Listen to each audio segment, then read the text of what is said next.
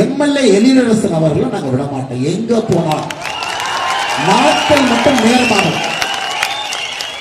நான் சொல்றதை நீங்க எழுதி வச்சுங்க. எழிலரசன் அவர்களுக்கு விமோசனம் கிடையாது, நாட்கள் மட்டும்தான். திமுக ஆட்சியில் இருக்கிற வரைக்கும் ஆடிட்டு இருக்கலாம். சுழுக்கு எடுக்க வேண்டிய இடத்துல பாரதிய ஜனதா கட்சி சுழுக்கு எடுக்க எங்க தப்பிக்கலாம் போகணும். அதே நிலைமை இந்த எஸ்பிக்கு உண்டு. யாரு ஒரு பெண் காவல்துறை அதிகாரியை கூப்பிட்டு பாரதிய ஜனதா கட்சியின் மீது பொய் கம்ப்ளைண்ட் கொடுக்க சொன்னாங்களோ, இந்த எஸ்பி இன்னைக்கு 20 வருஷம் இங்கதான் இருக்க போறாரு, நாங்க பார்த்துக்கிறோம். இங்கெல்லாம் அவர் போறதுக்கெல்லாம் வாய்ப்பு கிடையாது. ஏண்டா காவல்துறைக்கு வந்தோம்னு இந்த எஸ்பி வருத்தப்படும் அளவுக்கு எங்களுடைய நடவடிக்கை இருக்கும் என்று காஞ்சிபுரத்தில் காவல்துறையிட சொல்லிட்டு நான் அலுவலர் ஏன்னா காக்கி சட்டையை போட்டேன் அந்த எஸ்பி அலுவலர். ஐயா அதை பண்ணி நான் தப்பா போய், ஏன்னா பொதுமக்கள்கிட்ட அந்த அதிகாரத்தை தவறா பயன்படுத்துறாங்க. பாரதிய ஜனதா கட்சி இதை சரி செய்யவில்லை என்றால் இந்த அதிகார போதையில் இருக்கக்கூடிய அதிகாரிகள் பொதுமக்கள் மீது பவரை காட்டுவாங்க. அதனால பல்லை பிடுங்கி ஆக வேண்டிய நேரம், பிடுங்கினா மட்டும்தான் பொதுமக்கள் இதிலிருந்து தப்பிக்க முடியும். அதனால அந்த எம்எல்ஏவாக இருக்கட்டும், இந்த மாவட்டத்தினுடைய அந்த கேஸ் போடும் பொழுது இதை ஊக்குவித்த காவல்துறை கண்காணிப்பாளராக இருக்கட்டும், நேரத்தையும் காலத்தையும் மட்டும் எண்ணிக்கொண்டிருங்கள். நாங்கள் வருகின்றோம். இருவரையும் எந்த காரணத்திற்கும் நாங்கள் விடப்போவது கிடையாது. போறாங்கன்னா எப்படியா இங்க பாரத பிரதமர் நரேந்திர மோடி அவரை தவறா பேசலாம்னு நான் இங்க போற பாரதிய ஜனதா கட்சியை அந்த பெண் அவர்கள் பேசிய ஆடியோ எங்கிட்ட இருக்கு. ஏன்னா நீங்க ரிலீஸ் பண்ணா அந்த காவல்துறை அதிகாரி சஸ்பெண்ட் பண்ணிடுவாங்க. அண்ணே நான் கம்ப்ளைண்ட் கொடுக்கல, எனக்கு கொடுக்க சொன்னாங்க. நான் இப்பவே ரிலீஸ் பண்ணிட்டு போயிருவேன். இந்த ஊர் யாத்திரைக்கு வந்து அந்த அம்மா நாளைக்கு காலையில் பொறுப்பில் இருக்க மாட்டாங்க. ஏன்னா காவல்துறை பொறுத்தவரை கருவியாத்தான் இருக்கிறாங்க, அவங்க மேல கோபங்கள் கிடையாது. திருவண்ணாமலை கோயிலுக்குள்ள ஒரு இன்ஸ்பெக்டர் ஒரு திமுக காரன் கை நீட்டு அடிக்கிறான். ஒரு இன்ஸ்பெக்டர் கை நீட்டு அடிக்கிறான். இன்ஸ்பெக்டர் டியூட்டியில் இருக்கிறான். அது திமுக கார குடும்பத்தோடு வந்து அங்கேயே நிற்கிறான். மக்கள்னால சாமியை பார்க்க முடியல. இந்த அம்மா சொல்றாங்க கொஞ்சம் நவரியா அடுத்த வரவங்களும் பார்க்கணும்ல.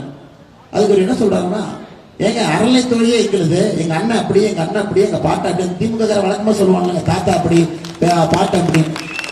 சப் இன்ஸ்பெக்டர் கோயிலுக்குள்ள கண்டத்துல அறைந்து அந்த ஆள் அப்ஸ்டாண்டிங் உங்களுக்கு தெரியுமில்ல, திமுக ஆட்சியில் வீட்டுக்குள்ள உட்கார்ந்து இருப்பாங்க, அரசு பண்ண மாட்டாங்க. சென்னை தலைநகர் இடத்துக்கு தென் சென்னை எம்பி தமிழச்சி தங்கபாண்டியன், அவருடைய தம்பி நிதியமைச்சர் தங்கம் தென்னரசு, 2 பேர்த்தோட அப்பா முன்னாள் அமைச்சர் தங்கபாண்டியன். அப்படியே மத்திய சென்னைக்கு போனாங்க ஐயா. தயாநிதி மாறனுடைய தந்தையார் முரசொலி மாறன், அவர் யாருன்னு உங்களுக்கு தெரியுங்க ஐயா. அப்படியே வடசென்னைக்கு போனீங்கன்னா ஆற்காட்டு வீராசாமி அவருடைய பையன் கலாநிதி வீராசாமி. அப்படியே எட்டி குதிச்சு பக்கத்துல வேலூருக்கு வந்தீங்கன்னாங்க ஐயா, துரைமுருகனுடைய பையன் எம்பி. கள்ளக்குறிச்சிக்கு வாங்க, பொன்முடி அவருடைய பையன் எம்பி. தமிழ்நாடு முழுவதுமே இவங்க கோபாலபுரத்தில் ஆரம்பிச்சு ஒரு ஊருக்கும் பஞ்சாயத்துக்குள்ள எல்லா இடத்துக்கும் வந்தாச்சு. உங்க எம்எல்ஏ எடுத்துங்க, இந்த தொகுதியினுடைய எம்எல்ஏ எழிலரசன். அவங்க அப்பா என் பேர் தாங்க அவருக்கும். நாங்க 2 பேரும் வேற வேலை பார்த்துட்டு இருக்கோம். அவருடைய தாத்தா சிவிஎம் அண்ணாமலை அவருடைய தாத்தா, அவர் வந்து அண்ணாதுரை கலைஞர் ஐயாவுடைய அந்த காலத்துல கேபினெட்ல அமைச்சர். அதன் பிறகு அவருடைய தந்தை பொன்மொழி, அவரும் அரசியல். இன்னைக்கு 3வது தலைமுறையாக வாரிசு கோட்டா ஐயா, அவங்க பேரே வாரிசு கோட்டா தான். திமுக எழிலரசன் இருக்காங்கல்ல, இவங்கெல்லாம் வாரிசு கோட்டா. இன்னைக்கு மக்கள் யாராவது எழிலரசனை நிறுத்தி, ஏங்க உங்க தளபதி 1000 ரூபாய் கொடுக்குறேன்னு சொன்னாரு பெண்களுக்கு, 1000 ரூபாய் வரலினா சம்பந்தமே இல்லாம மோடியை திட்டுவார். ஐயா, மோடியினுடைய கால் நெகத்தில் இருக்கக்கூடிய அழுக்குக்கு எழிலரசன் சமம். அழுக்கு காலில் இருக்கக்கூடிய நெகத்தில் இருக்கக்கூடிய அழுக்குக்கு சமம். ஆனா என்ன, தமிழ்நாடு ஆட்சி அவங்ககிட்ட இருக்கு, காவல்துறை அவங்ககிட்ட இருக்குது. அதனால என்ன வேணாலும் பேசலாம்னு சுத்திட்டு இருக்கிறாங்க ஐயா. நம்ம லிஸ்ட்ல முதல்ல இவரு தாங்க இருக்கிறாரு, எங்கேயும் தப்பிச்சிடாம போக மாட்டாரு. ஏன்னா தப்பு பண்ணது இவரு, அது தட்டு கேட்டது பாரதிய ஜனதா கட்சி. ஆனா யாருக்கு தண்டனைனா பாரதிய ஜனதா கட்சி, பாரதிய ஜனதா கட்சியினுடைய தொண்டர்களும் தலைவரும் கைதான. இதுல ஆச்சரியம் என்னன்னாங்க ஐயா, இதுல கம்ப்ளைண்ட் கொடுத்ததே போலீஸ். அதுவும் கம்ப்ளைண்ட் கொடுத்தது ஒரு சகோதரி, போலீஸ் துறையில சகோதரி கம்ப்ளைண்ட் கொடுக்கிறாங்க. ஏன்னா இது போன்ற ஒரு கேவலமான ஒரு விஷயத்தை ஒரு காவல்துறையிலே நான் செய்தது கிடையாது. இந்த மாவட்டத்தினுடைய எஸ்பி செய்திருந்தால் ஐபிஎஸ் என்கின்ற அந்த வார்த்தை அணிவதற்கு அந்த மனிதனுக்கு தகுதி இல்லை. ஏன்னா ஒரு லேடி லேடி போலீஸை கூப்பிட்டு பிஜேபி கார மேல கம்ப்ளைண்ட் கொடுக்க சொல்லி லேடி போலீஸ் கொடுத்து ஹியூமன் ஹராஸ்மெண்ட் கேஸ் நிறைய பார்த்திருக்கீங்களா? ஒரு காவல்துறையில் இருக்கக்கூடிய ஒரு சகோதரி பணி செய்யறாங்க. இவர்கள் எல்லாம் எம்எல்ஏ வீட்டை நோக்கி முற்றுகையிட போறாங்க. தள்ளுமுள்ளு நடக்குது. அப்ப நார்மலா அவங்க அரெஸ்ட் பண்ணா நைட்டா பெயில் வாங்கிக்குவாங்க. எப்படி எஸ்பி யோசிக்கிறார் பாருங்க. நைட்டா பெயில் வாங்கிக்குவாங்க. ஒரு லேடி போலீஸ் கூப்பிட்டு அந்த அம்மா கையில கம்ப்ளைண்ட் வாங்கினா லேடி போலீஸ் ஹராஸ் பண்ணாங்க ஒரு செக்ஷனை போட்டா 3 நாளைக்கு பெயில் வராது. அப்படிதானே பண்ணாங்க. எத்தனை பேரை கைதானீங்க? 16 பேர். இவங்க எதுக்கு போறாங்கன்னா எப்படியா இங்க பாரத பிரதமர் நரேந்திர மோடி அவரை தவறா பேசலாம்னு நான் இங்க போற பாரதிய ஜனதா கட்சிய அந்த பெண் அவர்கள் பேசிய ஆடியோ என்கிட்ட இருக்கு. ஏன்னா ரிலீஸ் பண்ணா அந்த காவல்துறை அதிகாரி சஸ்பெண்ட் பண்ணிடுவாங்க. அண்ணே நான் கம்ப்ளைண்ட் கொடுக்கல, எனக்கு கொடுக்க சொன்னாங்க. நான் இப்பவே ரிலீஸ் பண்ணிட்டு போயிருவேன். இந்த ஊர் யாத்திரைக்கு வந்து அந்த அம்மா நாளை காலைல பொறுப்பில் இருக்க மாட்டாங்க. ஏன்னா காவல்துறை பொறுத்தவரை கருவியாத்தான் இருக்கிறாங்க. அவங்க மேல கோபங்கள் கிடையாது. அவர்கள் கருவி மட்டும்தான். அதை இங்கே அரசியல்வாதிகள் பயன்படுத்துறாங்க. அந்த பெண்ணுகிட்ட நம்ம கட்சிக்காரங்கள சண்டை போடுறாங்க. லாயர்லாம் எப்படி நீ கம்ப்ளைண்ட் கொடுக்கலாமா, எப்படிமா கொடுக்கலாம், நீ அப்ப டியூட்டிலேயே இல்லை, நாங்க அந்த போலீஸ்ல போய் சொல்லுவோம், சிசிடிவி கேமரா இல்லவே இல்லை, எப்படி நீ கம்ப்ளைண்ட் கொடுக்கலாம்? அன்னைக்கு கொடுக்க சொன்னா கொடுத்துட்டேன், மன்னிப்பு கேட்டுக்கிறேன்னு தப்பா நினைச்சுக்காரு. அப்படித்தாங்க ஐயா இன்னைக்கு தமிழகத்தினுடைய காவல்துறை அப்படித்தாங்க ஐயா இருக்கு. எல்லா ஊரிலும் பார்த்து கொண்டு திருவண்ணாமலை கோயிலுக்குள்ள ஒரு இன்ஸ்பெக்டர் ஒரு திமுக காரன் கை நீட்டு அடிக்கிறான். ஒரு இன்ஸ்பெக்டர் கை நீட்டு அடிக்கிறான். இன்ஸ்பெக்டர் டியூட்டியில் இருக்கிறான்.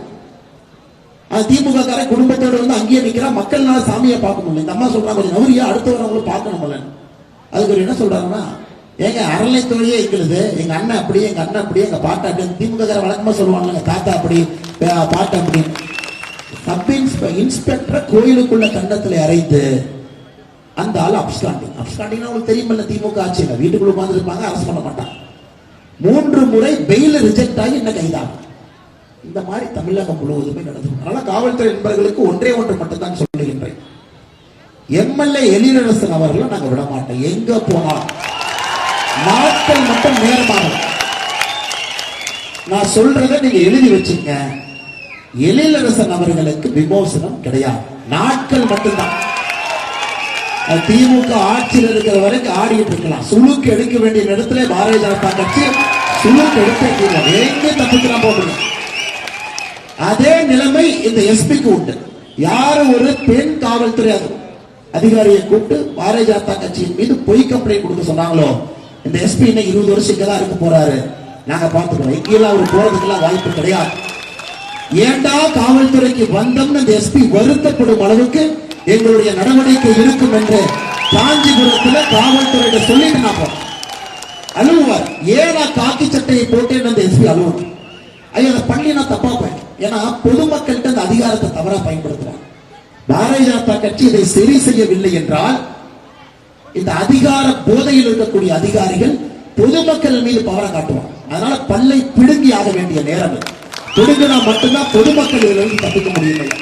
அதனால அந்த எம்எல்ஏவாக இருக்கட்டும், இந்த மாவட்டத்தினுடைய அந்த கேஸ் போடும் பொழுது இதை ஊக்குவித்த காவல்துறை கண்காணிப்பாளராக இருக்கட்டும், நேரத்தையும் காலத்தையும் மட்டும் எண்ணிக்கொண்டிருங்கள். நாங்கள் வருகின்றோம். இருவரையும் எந்த காரணத்திற்கும் நாங்கள் விடப்போவது கிடையாது. இதே அண்ணாதுரை அவர்கள் இந்த ஊர்ல காஞ்சிபுரத்துல 1962 அண்ணாதுரை அவர்கள் பிரச்சாரம் பண்றாங்க. திமுகவுடைய முதலமைச்சர். அவர் பிரச்சாரம் பண்ணது மட்டும் நான் படிக்கிறேன், சிரிக்காம நீங்க கேட்கணும். அண்ணாதுரை ஐயா பிரச்சாரம் பண்ணும்போது காஞ்சிபுரம் மண்ணில் சொல்றார், ஓட்டுக்கு பணம் கொடுத்தால் அந்த பணத்தை தொடுவதற்கு கை கூச வேண்டும், அந்த பணத்தை பார்ப்பதற்கு கண் கூச வேண்டும், அதை தொடும் பொழுது இதயத்திலே இதுவரை இருந்த நியாய உணர்ச்சிகள் எல்லாம் பொங்கி வழிய வேண்டும். திமுகவினுடைய ஒரு நல்ல ஒரு தலைவர், நல்ல ஒரு முதலமைச்சராக இருந்த அண்ணாதுரை ஐயா அவர்கள் 1962 காஞ்சிபுரத்தில் சொல்றாங்க, இன்னைக்கு பணம் கொடுக்கலன்னா திமுக காரனே திமுக ஓட்டு போட மாட்டான். இன்னைக்கு திமுக காரனே பணம் கொடுக்கவில்லை என்றால் அவனே உதயசூரனுக்கு ஓட்டு போட மாட்டானா? பணம் இல்லாம போட மாட்டான். அண்ணாதுரை அவர்கள் சொல்லி இருக்கிறாங்க, ஞாபகப்படுத்த வேண்டியது என் கடமைங்க ஐயா. இதே மண்ணில் காஞ்சிபுரத்துல.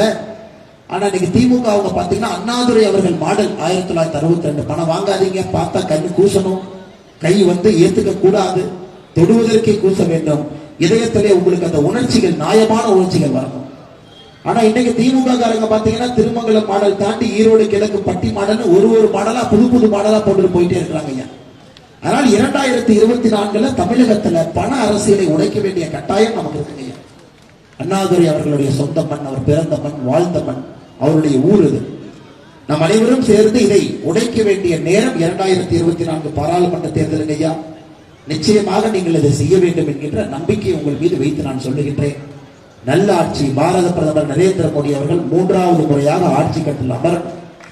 தமிழகத்தில் பிடித்திருக்கக்கூடிய 4 பேய்களை ஓட்ட வேண்டும். 4 பேய்களை ஓட்ட வேண்டும் ஐயா. பணப்பேயை ஓட்டணும், குடும்ப பேயை ஓட்டணும், சாதி பேயை ஓட்டணும், அடாவடித்தன பேயை ஓட்டணும். 4 பேய்கள் தமிழக அரசியலை பிடித்து தொங்கிக் கொண்டிருக்கிறது. அந்த 4 பேய்களையும் ஓட்ட வேண்டிய நேரம் 2024 பாராளுமன்ற தேர்தல் ஐயா. சாதி அரசியல் வேண்டாம், குடும்ப அரசியல் வேண்டாம், லஞ்ச அரசியல் வேண்டாம், அடாவடித்தனமான அரசியல் வேண்டாம். இதையெல்லாம் நீங்கள் மனதில் வைத்து 2024 பாராளுமன்ற தேர்தலில் நம்முடைய பாரத பிரதமர் நரேந்திர மோடி அவர்களை 3வது முறையாக நீங்கள் ஆட்சி கட்டளை அமர வைப்பீர்கள் என்ற நம்பிக்கையோடு இந்த அற்புதமான எழுச்சியான யாத்திரை ஆரம்பத்திலிருந்து கடைசி வரை மிகச்சிறப்பாக நடந்து கொண்டிருக்கிறது. அதற்கு காரணமாக இருக்க எல்லா நம்முடைய சகோதர சகோதரிகளுக்கு நன்றி கலந்த வாழ்த்துக்களை, வணக்கங்களை தெரிவித்து, என்னை காஞ்சிபுரத்தில் நம்முடைய ஓய்வு பெற்ற காவல்துறை அதிகாரிகள் நம்முடைய கட்சியில் இணைந்திருக்கின்றார். பி. சுப்பிரமணியம் அவர்கள் ACP retired, Devarajan DSP retired ஐயா, இன்ஸ்பெக்டர் ரிட்டையர்ட் அவர்கள் முருகேசன் அவர்கள், தரணி அவர்கள், முனுசாமி அவர்கள், சந்திரசேகர் அவர்கள், மணி அவர்கள், வேலுச்சாமி அவர்கள், கமலக்கரன் அவர்கள், சப் இன்ஸ்பெக்டர் ரிட்டையர்ட் அர்ஜுனன் அவர்கள், பாலகிருஷ்ணன் அவர்கள், சொக்கலிங்கம் அவர்கள், சந்திரன் அவர்கள், சந்திரபாபு அவர்கள், எல்லப்பன் அவர்கள், ஜெகதீஷன் அவர்கள், காஞ்சி முருகேசன் அவர்கள், லோகமூர்த்தி அவர்கள், இளஞ்செழியன் அவர்கள், பரசுராமன் அவர்கள், ராஜேந்திரன் அவர்கள், ராஜகோபாலன் அவர்கள், ரவிச்சந்திரன் அவர்கள், ராஜசேகரன் அவர்கள், ரங்கநாதன் அவர்கள், ஸ்ரீகண்டன் அவர்கள், மனோகரன் அவர்கள், சாந்தகுமார் அவர்கள், ரமணி அவர்கள், துளசி நாராயணன் அவர்கள், விஸ்வநாதன் அவர்கள், மணிமாறன் அவர்கள், பழனி அவர்கள், தேவன் அவர்கள், சித்தார்த்தன் அவர்கள், லோக் அவர்கள், கோப் அவர்கள், முரளி அவர்கள், தனசேகர் அவர்கள், கோவிந்தசாமி அவர்கள், சுந்தரமூர்த்தி அவர்கள். ஐயா, இன்னைக்கு நம்முடைய கட்சியில 32 ஓய்வு பெற்ற சப் இன்ஸ்பெக்டர் அவங்க இணைகிறாங்க, 7 ஓய்வு பெற்ற இன்ஸ்பெக்டர் அவங்க இணைகிறாங்க, 1 ஓய்வு பெற்ற டெப்டி சூப்பரண்ட் ஆஃப் போலீஸ் இணைகிறாங்க, 1 ஓய்வு பெற்ற அசிஸ்டன்ட் கமிஷனர் ஆஃப் போலீஸ் இணைகிறாங்க. இந்த 41 சகோதர சகோதரிகளுக்கும் காவல்துறை அதிகாரிகளுக்கு வருகேற்ற வரவேற்று இந்த யாத்திரை மிகச்சிறப்பாக நடப்பதற்கு காரணமாக இருக்கக்கூடிய இந்த மாவட்டத்தினுடைய தலைவர் திரு பாபு அவர்களுக்கு இந்த நேரத்தில் நன்றி கலந்த வாழ்த்துக்களை, வணக்கங்களை தெரிவித்து, மாவட்டத்தினுடைய பார்வையாளர் திரு பாஸ்கர் அவர்களுக்கு என்னுடைய நன்றி கலந்த வாழ்த்துக்களை, வணக்கங்களை தெரிவித்து, நம்முடைய பாராளுமன்றத்தினுடைய இணை அமைப்பாளர் சம்பத் ராஜா அவர்கள், பாராளுமன்றத்தினுடைய பார்வையாளர் தட்சிணமூர்த்தி அவர்கள், மாவட்டத்தினுடைய பொதுச்செயலாளர் வாசன் அவர்கள், துணைத் தலைவர்கள் விஸ்வநாதன், செந்தில்குமார், ராஜகுமாரி அவர்கள், செயலாளர்கள் ஆனந்த் பாபு, காயத்ரி அவர்கள், செந்தில் அவர்கள், நம்முடைய ஆற்றல் மிகுந்த ஒன்றிய தலைவர்கள் செந்தில், ஜீவானந்தம், ஞானசூரியன், தமிழரசன் பூபதி அவர்கள், நம்முடைய மாநகராட்சியினுடைய கவுன்சிலர் திருமதி விஜிதா அருண்பாண்டியன் அவர்கள் நம்மோடு இருக்கின்றார்கள். அவருக்கும் என்னுடைய வாழ்த்துக்களை, வணக்கங்களை தெரிவித்து, நம்முடைய ஒன்றிய கவுன்சிலர் நாகரிகம் அவர்கள் இருக்கின்றார்கள். அவருக்கும் நன்றிகளை தெரிவித்து, நம்முடைய மிக மூத்த பாரதிய ஜனதா கட்சியினுடைய உறுப்பினர் கட்சியினுடைய வளர்ச்சிக்காக பாடுபட்டுக் கொண்டிருக்கூடிய அண்ணன் பூங்காவனம் அவர்களுக்கு நன்றிகளை தெரிவித்து, கூட்டுறவு பேருடைய மாநில செயலாளர் லட்சுமி நாராயணன் அவர்கள் தெரிவித்து, நம்முடைய சிறுபான்மையுடைய தேசிய செயலராக இருந்து இன்னைக்கு சிறப்பு விருந்தராக நம்மோடு வந்திருக்கக்கூடிய அண்ணன் வேலூர் இப்ராஹிம் அவர்களுக்கு சார்பாக நன்றி வாழ்த்துக்களை, வணக்கங்களை தெரிவித்து, மேடையில் இருக்கக்கூடிய எல்லா தலைவர்களுக்கும், பத்திரிகை நண்பர்களுக்கும், நமக்கு பாதுகாப்பு அளித்த காவல்துறை அன்பு சகோதர சகோதரிகளுக்கும் நன்றி கடந்த வாழ்த்துக்களை, வணக்கங்களை தெரிவித்து விடைபெற்றுக் கொள்கின்றேன். நன்றி, வணக்கம். பாரத் மாதா கி, பாரத புகழ்.